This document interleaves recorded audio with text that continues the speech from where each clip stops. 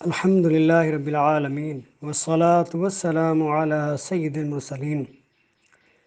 رات میں عشاء کی نماز کے بعد جو نوافل پڑھی جائیں ان کو صلاۃ اللیل کہتے ہیں، اور جو عشاء کی نماز پڑھنے کے بعد رات سو کر اٹھنے کے بعد پڑھے جاتے ہیں ان کو تہجد کہا جاتا ہے۔ اور رات کے نوافل دن کے نوافل سے افضل ہیں۔ صحیح مسلم شریف میں مرفوعاً روایت ہے کہ فرضوں کے بعد افضل نماز رات کی نماز ہے۔ طبرانی نے مرفوعاً روایت کی ہے کہ رات میں کچھ نماز ضروری ہے، اگرچہ اتنی ہی دیر جتنی دیر میں بکری دودھ لیتے ہیں، اور فرض عشاء کے بعد جو نماز پڑھی وہ صلاۃ اللیل ہے۔ اور عشاء کی نماز کے بعد خواہ چاہے ایک ہی جھونکا نیند کا آ گیا، اب اس کے بعد جو نفل پڑھیں گے وہ تہجد ہیں۔ صلاۃ اللیل کی ایک قسم تہجد ہے کہ عشاء کے بعد رات میں سو کر اٹھیں اور نوافل پڑھیں۔ سونے سے قبل جو کچھ پڑھیں وہ تہجد نہیں۔ تہجد کی کتنی رکعتیں ہیں؟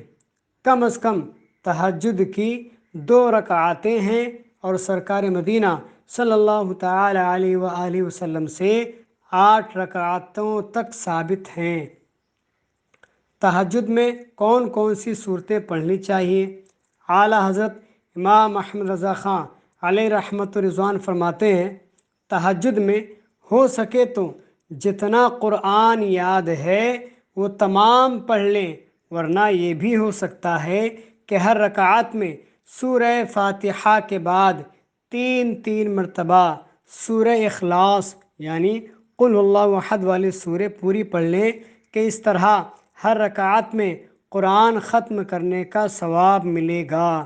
ایسا کرنا بہتر ہے۔ ویسے تہجد میں سورہ فاتحہ کے بعد کوئی بھی صورتیں پڑھ سکتے ہیں، کوئی قید نہیں۔ مدنی تاجدار صلی اللہ تعالی علیہ وسلم کا فرمان عالی شان ہے، جو شخص رات میں بیدار ہوا، جاگا اور اپنے گھر والوں کو جگایا، پھر 2 رکعت نماز تہجد سارے گھر والوں نے پڑھی تو کثرت سے یاد کرنے والوں میں لکھے جائیں گے۔ حضرت سیدنا ابراہیم بن ادہم رحمۃ اللہ تعالی علیہ ایک رات بیت المقدس میں سوئے ہوئے تھے۔ غیب سے ندا آئی کہ رات کا قیام جہنم کے شعلے بجھا دیتا ہے اور پل صراط پر قدم مضبوط رکھتا ہے۔ اس کے بعد آپ نے تا دم مرگ نماز تہجد قضا نہیں کی۔ جو خوش نصیب تہجد کا عادی ہو اسے بلا کسی مجبوری کے ترک کرنا چھوڑنا اچھا نہیں، جیسا کہ بخاری شریف کی حدیث میں ہے کہ رسول اللہ صلی اللہ تعالی علیہ وآلہ وسلم نے حضرت عبداللہ ابن عمر رضی اللہ تعالی عنہ سے فرمایا، اے عبداللہ، فلاں کی طرح نہ ہونا کہ رات میں اٹھا کرتا تھا پھر چھوڑ دیا۔ مسلم شریف کی روایت میں ہے کہ اللہ تعالیٰ کو اعمال خیر میں، نیک کاموں میں وہ عمل زیادہ پسند ہے جو ہمیشہ کیا جائے اگرچہ تھوڑا ہو۔ سرکار مدینہ صلی اللہ تعالی علیہ وآلہ وسلم کا فرمان عالی شان ہے کہ قیامت کے دن لوگ ایک میدان میں جمع کیے جائیں گے، اور اس وقت منادی پکارے گا، کہاں ہیں وہ جن کی کروٹیں خواب گاہوں سے جدا ہوتی تھیں؟ وہ لوگ کھڑے ہوں گے اور تھوڑے ہوں گے، یہ جنت میں بغیر حساب داخل ہوں گے، پھر اور لوگوں کے لیے حساب کا حکم ہوگا۔ حضرت جابر رضی اللہ تعالی عنہ سے روایت ہے کہ شہنشاہ مدینہ صلی اللہ تعالی علیہ وآلہ وسلم کا فرمان عالی شان ہے کہ رات میں ایک ایسی ساعت گھڑی ہے کہ مرد مسلمان اس ساعت میں اللہ تعالیٰ سے دنیا اور آخرت کی جو بھلائی مانگے وہ اسے دے گا اور یہ ہر رات میں ہے۔ یا الہی جو دعائے نیک میں تجھ سے کروں قدسیوں کے لب سے آمین ربنا کا ساتھ ہو۔ آدھی رات کے وقت 2 رکعات پڑھنا دنیا کی ہر عظیم نعمت سے بھی عظیم ترین نعمت ہے اور صرف مقدر والوں ہی کا حصہ ہے۔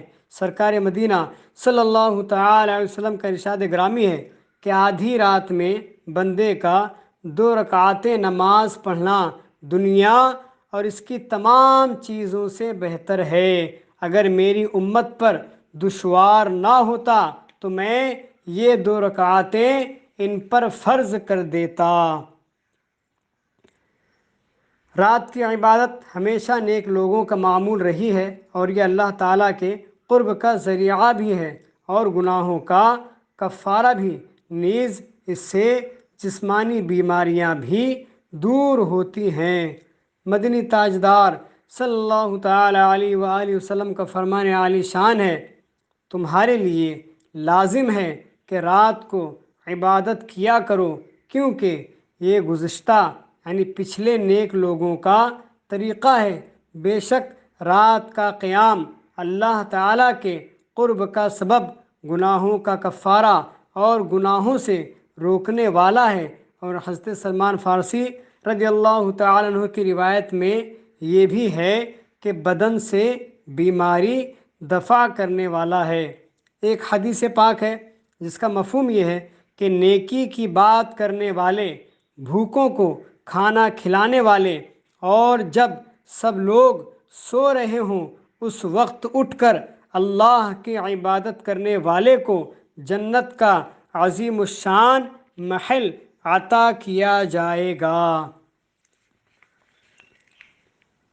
سرکار مدینہ صلی اللہ تعالی علیہ وسلم کا ارشاد گرامی ہے کہ ہر وہ شخص جو رات کو عبادت کا عادی ہو اور اس کو نیند آ جائے تو اس کے نامہ اعمال میں رات کی عبادت کا ثواب لکھ دیا جاتا ہے اور نیند کو اس پر بخش دیا جاتا ہے۔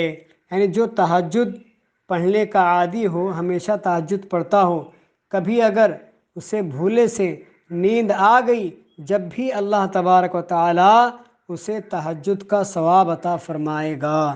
وصلی اللہ تعالی علی خیر خلقہ محمد وعلی آلہ واصحابہ اجمعین۔